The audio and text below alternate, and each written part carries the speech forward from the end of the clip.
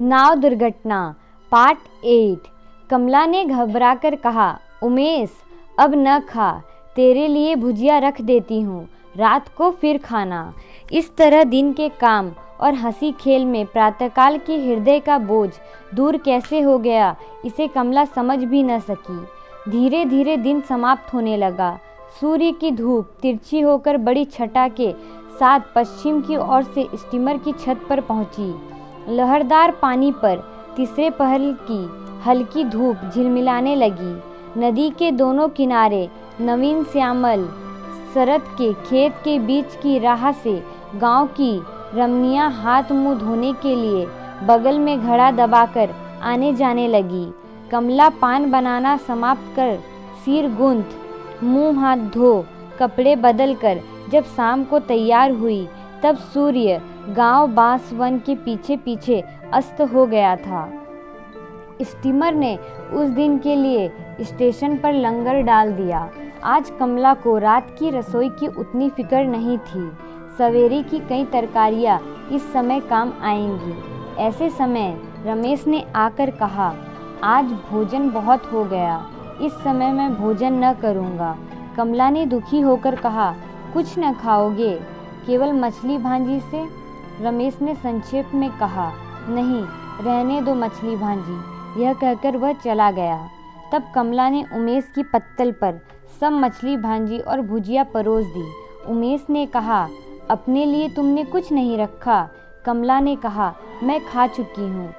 इस तरह कमला की इस तैरती हुई गृहस्थी का एक और दिन का काम पूरा हुआ।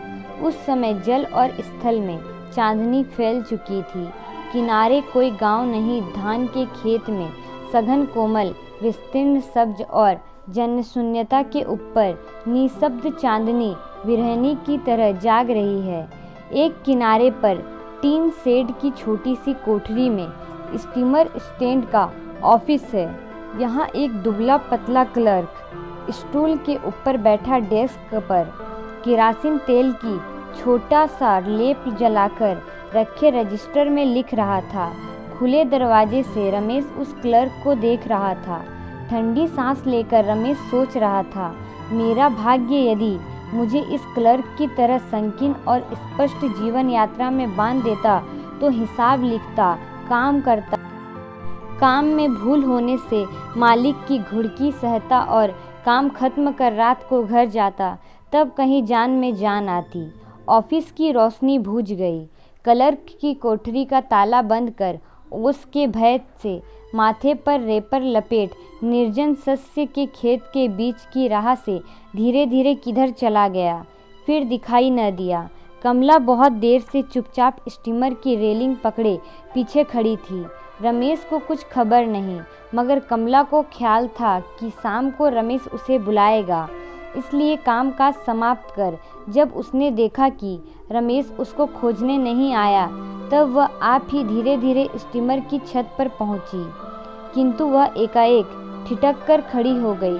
रमेश के सामने जा न सकी। चंद्रमा की रोशनी रमेश के मुंह पर पड़ रही थी। वह मुख मानो बहुत दूर है। कमला के साथ उसका कोई सरोकार नहीं है। ध्यान मग्न रमेश और उस संगी विहीन बालिका के बीच मानो चांदनी चादर से सिर से पैर तक ढक विराट रात्रि होठों के ऊपर ऊपर उंगली रख चुपचाप खड़ी पहरा दे रही थी।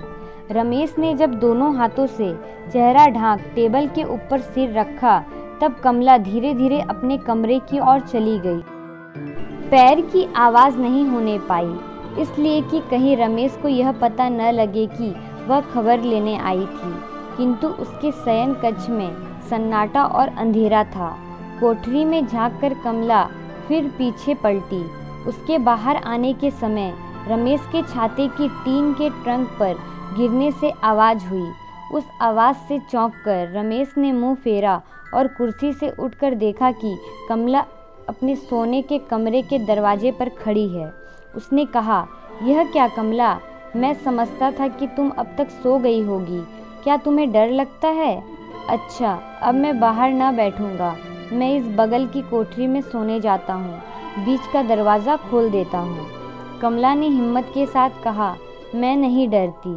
यह कहती वह तेजी के साथ अंधेरी कोठरी में घुसी।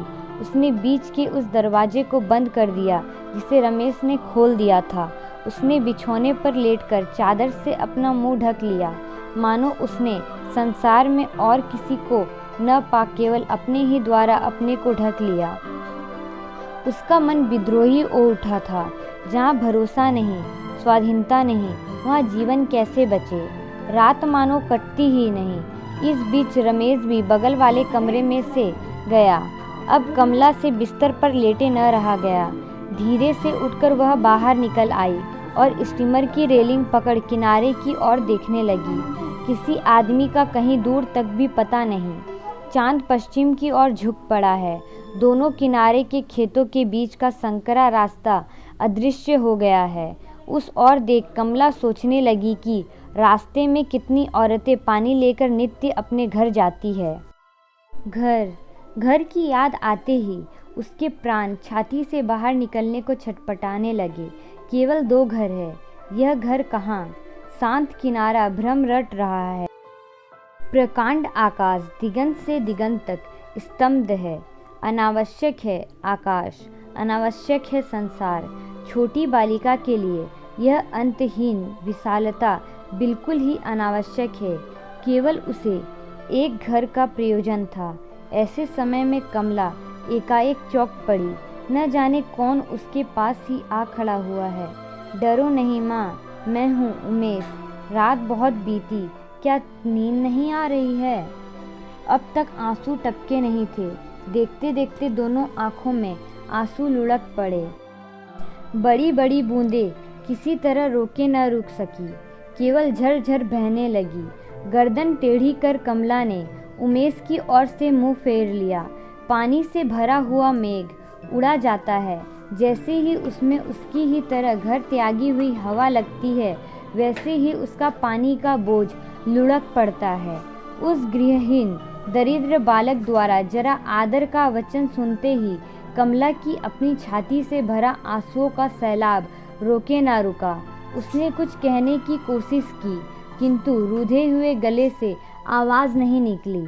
पीड़ित चिंत उमेश की समझ में न आया कि कैसे धीरज बंधाया जाता है। अंत में कुछ देर चुप रहकर वह एकाएक बोल उठा, माँ, तुमने जो रुपया दिया था उसमें से 7 आने बचे हैं। तब कमला के आंसुओं का बोझ कुछ हल्का हो चला था। उमेश की इस चालबाजी के समाचार पर उसने स्नेह मिश्रित हंसी हंसकर कहा, अच्छी बात है, उसे अपने ही पास रहने दे। जा, अब सो जा। चंद्रमा पेड़ों की आड़ में उतर गया। इस बार कमला जैसे ही बिस्तर पर आकर लेटी, वैसे ही उसकी थकी हुई आंखें नींद से भर गई। सवेरे की धूप ने जब उसके दरवाजे पर दस्तक दी, तब भी वह नींद में पड़ी हुई थी।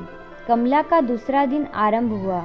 उस दिन उसकी आंखों में सूर्य की रोशनी थकी हुई, नदी की धारा थकी हुई और किनारे के वृक्ष भी बहुत दूर के राही पथिक की तरह थके हुए दिखाई दिए।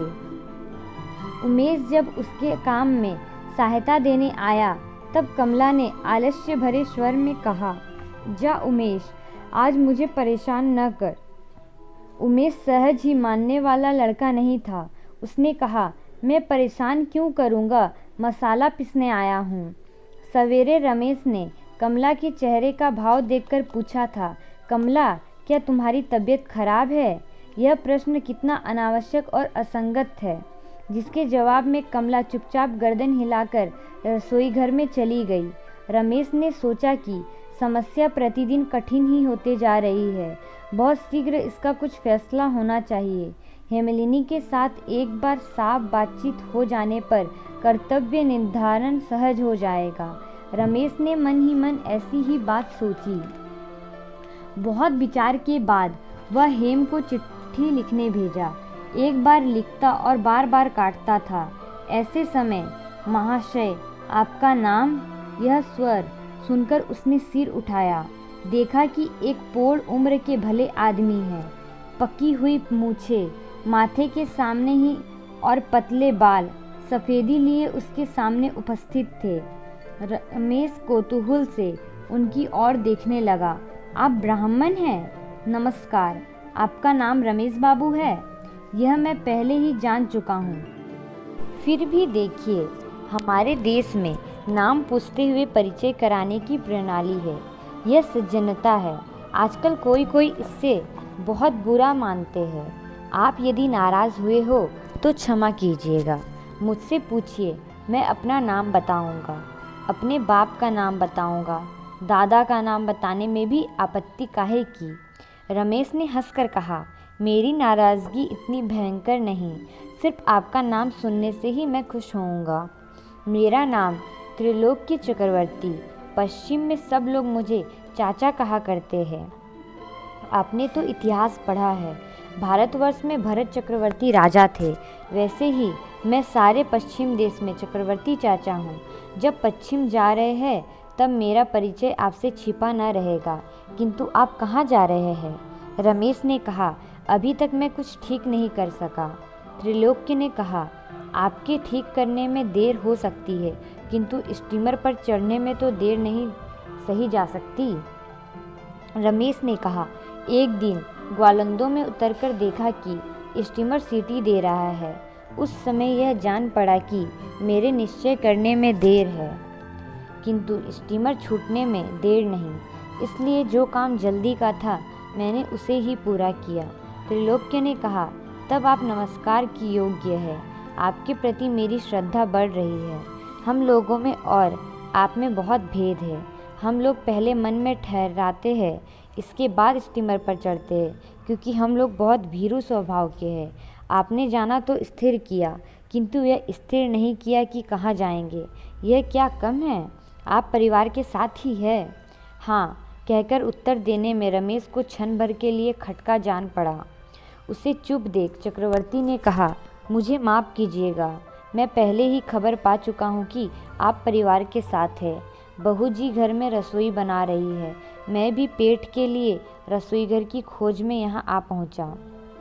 मैंने बहू जी से कहा, बेटी मुझे देखकर संकोच न करना, मैं पश्चिम देश का एकमात्र चक्रवर्ती चाचा हूँ। आह, बहू मानो साक्षात अन्नपूर्णा है। मैंने उनसे फिर कहा, बेटी जब तुमने रसोई घर पर दखल जमा लिया है तब अन्न से मुझे वंचित न करना, मैं लाचार हूँ।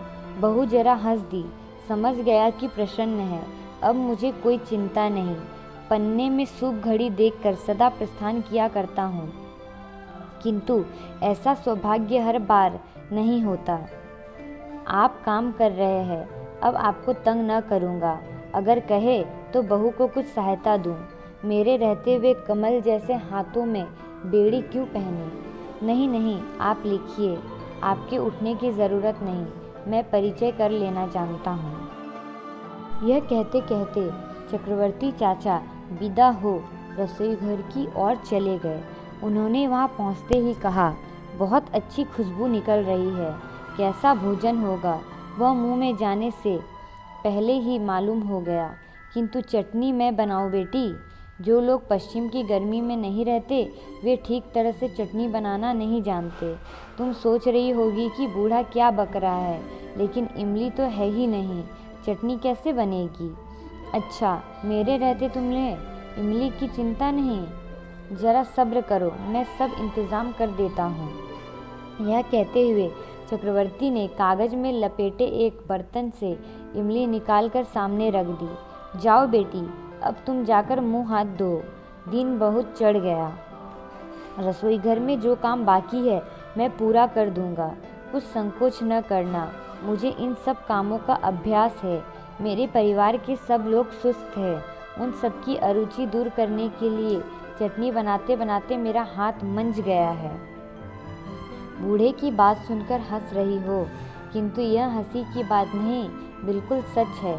कमला ने हंसकर कहा, मैं आपसे चटनी बनाना सीखूंगी। चक्रवर्ती ने हाथ उठाकर हास्यपूर्ण लहजे में कहा, अरे बस भाई बस, विद्या गुणवत्ता नष्ट करूं तो वीणा पानी अप्रसन्न हो जाएगी। 2-4 दिन बूढ़े की खुशामद करनी पड़ेगी। मैं जिस तरह खुश होऊंगा यह तुम्हें सोचकर समझना पड़ेगा। खुद ही विस्तार के साथ सब कह दूंगा। पहली बात तो यह है कि मैं पान बहुत खाता हूँ, किंतु सुपारी का टुकड़ा न होना चाहिए। मुझे बस में लाना सहज काम नहीं, किंतु तुम्हारे हंसमुख चेहरे को देख मेरा काम बहुत कुछ अग्रसर हो गया है। रमेश भी इस वृद्ध के आने से बहुत कुछ निश्चित हो गया था।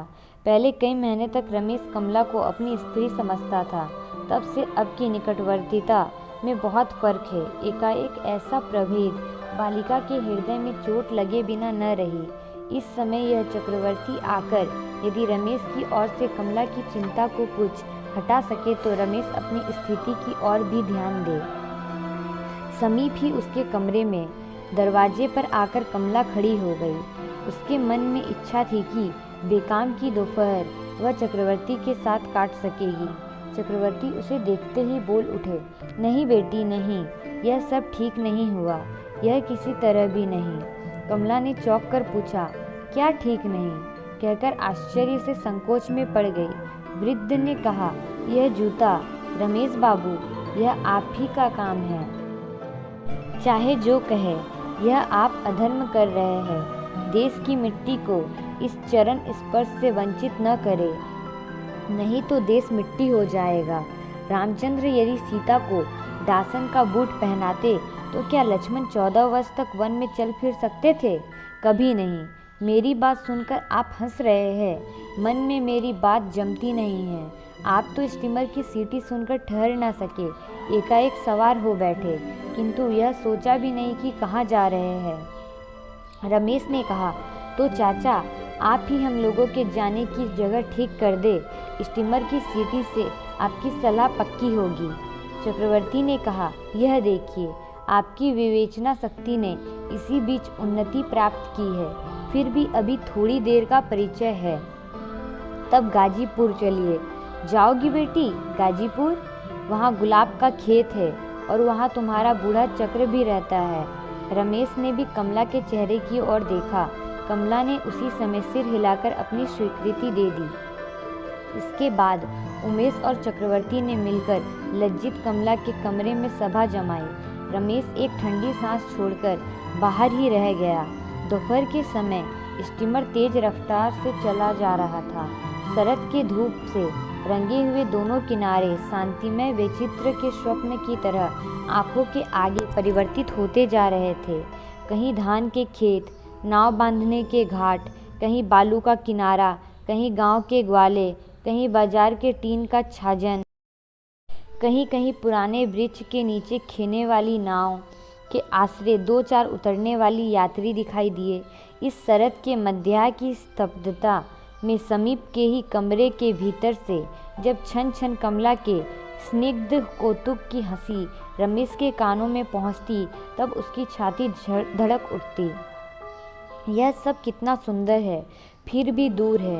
यह सब रमेश के आर्त जीवन में बहुत ही भयानक चोट पहुंचाते हुए विच्छिन्न है। कमला की उम्र अब भी कम है। कोई संशय, आशंका या वेदना स्थायी होकर उसके मन में ठहर नहीं पाती। रमेश के व्यवहार के बारे में इन कई दिनों से उसे किसी तरह की चिंता करने का समय नहीं मिला। धारा जहाँ बाधा पाती है, वहीं उसके साथ का सब कतवर भी जाकर इकट्ठा हो जाता है। कमला के मन की धारा का सहज प्रवाह रमेश के आचरण से एकाएक एक जगह रुका और उसी में भवंडर पड़ने से तरह तरह की बातें एक ही जगह घूम घूम कर टकराने लगी। बूढ़े चक्रवर्ती को पाने से हंसी, गप, रसोई, खाना, इन सब से कमला के हृदय का स्रोत सब बाधाओं को तोड़ता हुआ चला गया। भंवर कट गई। जो कुछ कतवार जमता या रुकता था, वह सब बह गया। उसने अपने बारे में कुछ सोचा ही नहीं। आश्वन के सुंदर दिन ने नदी किनारे के विचित्र दृश्यों को रमणीय बना। उसी के बीच कमला के नित्य आनंदित गृहिणीपने को मानो सुनहरे चित्र के बीच में कविता के सरल पृष्ठ की तरह पलटने लगा। काम के उत्साह से दिन आरंभ हुआ था। उमेश आजकल स्टीमर से होशियार रहता है, किंतु उसकी झोली भर जाती है। छोटी सी गृहिणी के भीतर उमेश की झोली सवेरे के समय बड़े कौतूहल का विषय बन जाती है। यह क्या रे, यह तो कद्दू है। अरे राम, यह सहजन तू कहाँ से बटोर लाया? उमेश कहता, यह देखो चाचा जी, खट्टा पालन भी इन पश्चिमी लोगों के देश में मिलता है, यह मैं जानता न था। झोली के बारे में रोज इस प्रकार एक कोलाहल मचता है। जिस दिन रमेश उपस्थित रहता है उस दिन यह बात कुछ बेसुरी जान पड़ती है। वह चोरी का संदेह किए बिना न रहता था।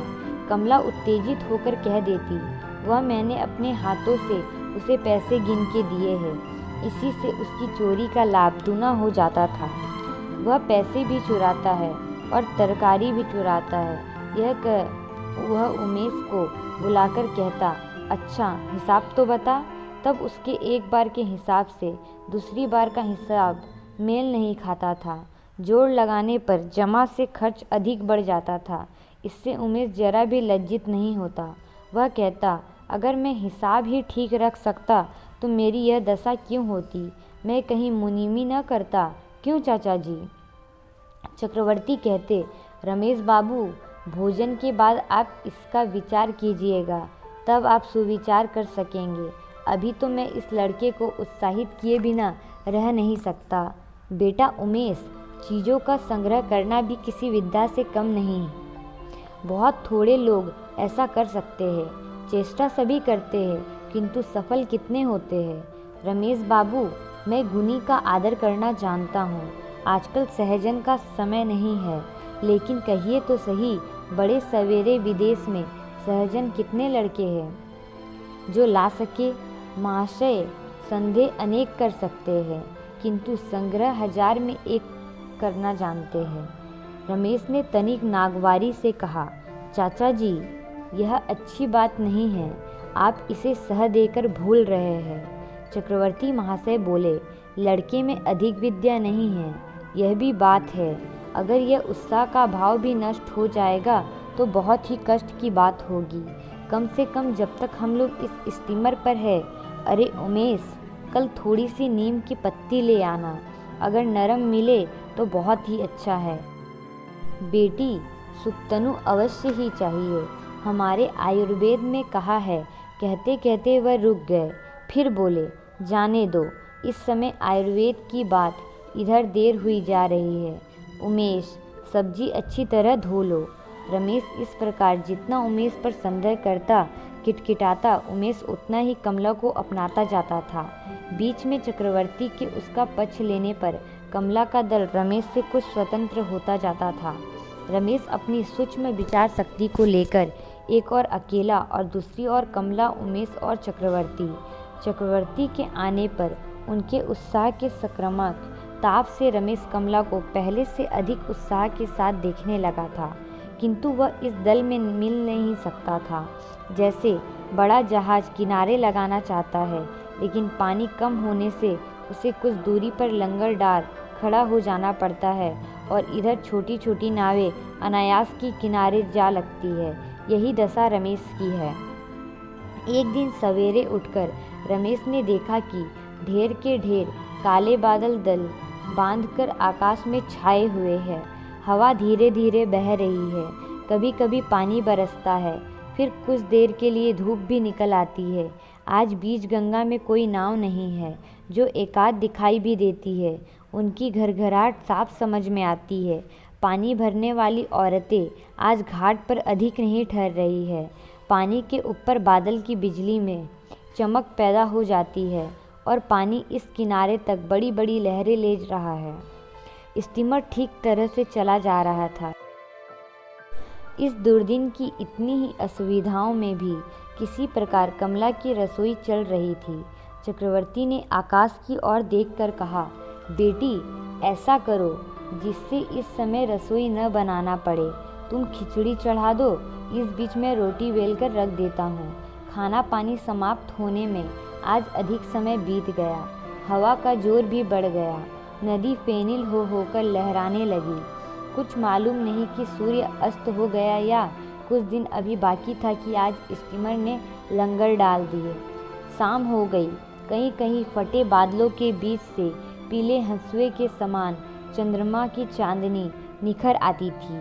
बड़े झटके के साथ हवा और फिर मूसलाधार बरसात होने लगती। कमला एक बार पानी में डूब चुकी थी, इसलिए हवा के झोंकों से वह घबरा उठी। रमेश ने आकर उसे धीरज बंधाया। स्टीमर में कोई डर नहीं है कमला, तुम निश्चित होकर सो सकती हो। मैं बगल की कोठरी में जाग रहा हूँ। आंधी के बाद में कितनी मजाल है, यह कहना कठिन है, लेकिन अंधड़ में क्या भय है, यह कमला से छिपा नहीं। उसने चटपट दरवाजे के पास जा घबराहट के साथ आवाज़ दी, चाचा जी, तुम घर में आकर बैठो। चक्रवर्ती ने संकोच के साथ कहा, अब तुम लोगों के सोने का समय हो गया बेटी, मैं अभी। उन्होंने कोठरी में जाकर देखा कि रमेश नहीं है। आश्चर्य में आकर उन्होंने कहा, रमेश बाबू इस अंधड़ में कहाँ गए? उन्हें तो साग चुराने का अभ्यास भी नहीं। कौन? चाचा जी है क्या? मैं तो यहाँ बगल की कोठरी में हूँ। पास की कोठरी में चक्रवर्ती ने झांक कर देखा कि रमेश बिछौने पर अंधलेटा हुआ किताब पढ़ रहा था। चक्रवर्ती ने कहा, बहू जी अकेली मारे डर के सुखी जाती है, आपकी किताब तो आंधी से डरती नहीं, उसे इस समय रख देने में भी कोई डर नहीं। आइए इस घर में। कमला आवेग में अपने को भूल शीघ्रता के साथ चक्रवर्ती का हाथ पकड़कर कहने लगी, नहीं नहीं चाचा जी नहीं। आंधी के शोर में कमला की यह आवाज़ रमेश के कान तक नहीं पहुंची, किंतु चक्रवर्ती विस्मित होकर लौट आए। रमेश किताब रखकर उस कमरे में आया। उसने पूछा, क्या है? चक्रवर्ती चाचा, बात क्या है? शायद कमला रमेश के चेहरे की ओर न देखकर चटपट बोल उठी, नहीं नहीं, मैंने उन्हें सिर्फ कहानी कहने को बुलाया है। पूछने से कमला यह बता न सकी कि जिसके प्रतिवाद में कमला ने नहीं किया, उस नहीं का मतलब यह न समझो कि मुझे डर दूर करने की ज़रूरत है। नहीं, कोई ज़रूरत नहीं। अगर समझो कि मेरा संग देने की ज़रूरत है तो नहीं, कोई ज़रूरत नहीं। इसके बाद ही कमला ने कहा, चाचा जी, रात होती जा रही है, आप सोने जाइए। एक बार उमेश की खबर लीजिएगा, शायद वह डरता होगा। उमेश गुरमुटाया हुआ कमला के दरवाजे के पास बैठा था। कमला का हृदय पिघल गया। उसने चटपट बाहर जाकर कहा, क्या रे उमेश, तू आंधी पानी में भीग क्यों रहा है? दरिद्री कहीं का, जा चाचा के पास सो जा। कमला के मुंह से दरिद्री संबोधन सुन उमेश बहुत परितृप्त होकर चक्रवर्ती चाचा के साथ सोने चला गया। रमेश ने कहा, जब तक नींद न आए तब तक कहानी कहूँ? कमला ने कहा, नहीं, मुझे खूब नींद आ रही है। रमेश कमला के मन का भाव समझ गया, किंतु उसने बात दोहराई नहीं। कमला के अभिमान से भरे चेहरे की ओर देख वह धीरे धीरे अपनी कोठरी में चला गया। कमला के मन में इतनी शांति नहीं थी कि वह स्थिर होकर बिछौने पर पड़ी रह सके, तब भी वह जबरदस्ती लेटी रही। आंधी के वेग के साथ पानी की कलकलाहट धीरे धीरे बढ़ रही थी। खलासियों का हल्ला गुल्ला सुनाई दे रहा था। बीच बीच में इंजन की कोठरी में संकेत का घंटा बज उठता था। प्रबल हवा के झटके के विरुद्ध जहाज को स्थिर रखने के लिए लंगर गिराने पर भी इंजन धीरे धीरे चल रहा था। कमला बिछौना छोड़ कमरे के बाहर आकर खड़ी हो गई। क्षण भर के लिए बारिश बंद हो गई, किंतु आंधी की हवा चुटीले जानवर की तरह चिल्लाकर दिग्दिगंत में टकरा रही थी। बादल चलने पर भी शुक्ल चतुर्दशी का आकाश क्षीण प्रकाश में अपनी अशांत संहार मूर्ति को छिपे रूप में प्रकट कर रहा था। किनारा साफ दिखाई नहीं दे रहा था। नदी भी धुंधली दिखाई दे रही थी, किंतु ऊपर और नीचे, दूर और समीप, दृश्य और अदृश्य में एक मूढ़ उन्मत्ता है। एक अंध आंदोलन मानो उद्भूत मूर्ति धारण कर यमराज के ऊंची सींग वाले भैंसे की तरह बीच बीच में मस्तक झटक रहा है। इस पागल रात्रि, इस आकुल आकाश की ओर देखकर कमला की छाती कांपने लगी। यह नहीं कहा जा सकता था कि भय से अथवा आनंद से। इस प्रलय के भीतर एक बाधाहीन शक्ति है, एक बंधनहीन स्वाधीनता है। इसने मानो कमला के हृदय में एक सोई हुई संगिनी को जगा दिया। इस विश्वव्यापी विद्रोह के वेग ने कमला के चित्त को विचलित कर दिया। यह विद्रोह किसके विरुद्ध था? उसका उत्तर क्या इस तूफान के गर्जन में मिलेगा? नहीं, वह कमला के हृदय के वेग के समान ही अव्यक्त है। एक प्रकार के अनिर्दिष्ट, अमूर्त, मिथ्या स्वप्न के अंधकार के जाल को काटकर निकल आने के लिए ही आकाश पाताल के इस मतवालेपन का रोज़ग्रजित कंदन है। पथहील मैदान के प्रांत से यह हवा केवल नहीं चीख मारती हुई निशित रात्रि में दौड़ी जा रही है। इसमें केवल प्रचंड अस्वीकार है। काहे का अस्वीकार, यह निश्चयपूर्वक नहीं कहा जा सकता, किंतु नहीं, हर तरह से नहीं है। दूसरे दिन सवेरे आंधी का वेग कुछ कम हुआ, किंतु बिल्कुल ही रुका नहीं। कप्तान अभी तक यह निश्चय न कर सका कि लंगर उठाया जाएगा या नहीं। वह चिंता के साथ आकाश की ओर देख रहा था।